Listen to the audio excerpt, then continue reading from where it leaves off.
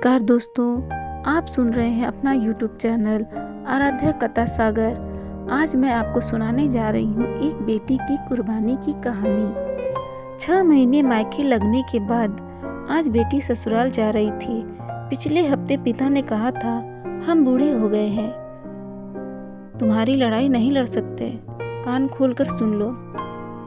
अपना घर बचाओ और बसाओ जैसे एक औरत बनाती है अपना घर। बेटी ने पिता की यह चेतावनी भी वैसे ही मान ली थी जैसे उसने हर चेतावनियां सीखते समझते हुए लड़कपन से जवानी तक मानी। क्या पहने, क्यों पहने, बाल कैसे बांधे, कैसे उठे बैठे हंसे, सब पिता के बोलने से पहले पिता की आंखों से ही पढ़ती रही और उसी के अनुरूप ढलती रही।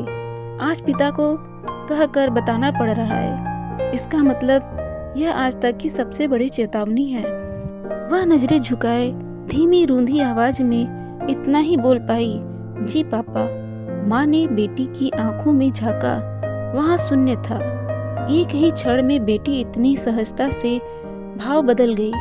माँ हैरान थी, लड़की की कितने स्तरों पर कैसी कैसी ट्रेनिंग करता है यह समाज। माँ सोच रही थी। माँ ने पिता की आंखों में झांका, वहाँ अजीब सी विरक्ति फैली हुई थी। माँ का कलेजा अंदर से फटना चाह रहा था। एक औरत कैसे बनती है घर, ये मुझसे पूछो।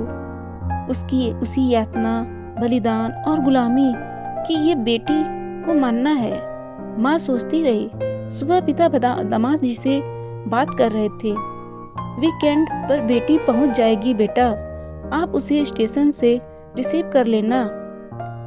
अब हम आपको ज़्यादा कष्ट नहीं देना चाहते। हम जानते हैं आप काम में ज़्यादा व्यस्त रहते हैं, इसलिए इसे वीकेंड पर भेज रहे हैं। बेटी ने दामाद से बात करते पिता के कांपते हाथ देखे तो अंदर से रो पड़ी। पिता आज उसे छोड़ने स्टेशन तक नहीं आ सके। घर से ही जरूर नसीहतें देकर उसे विदा किया। भाई और माँ स्टेशन तक छोड़ने आए। ट्रेन आने तक माँ खुद को संभाल कर खड़ी रही, इधर उधर की बातें कर रही थी। बेटी को समझाती रही और खुद को भी।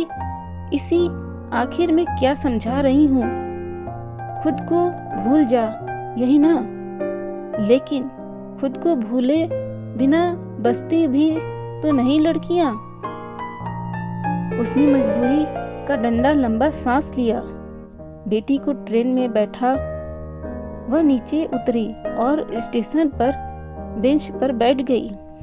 वह बेटी के सामने रोना नहीं चाहती थी, लेकिन बरबस फूट पड़ी। रुलाई को वह रोक नहीं सकी। बेटी ने माँ को खिड़की से देखा। ट्रेन चल पड़ी थी।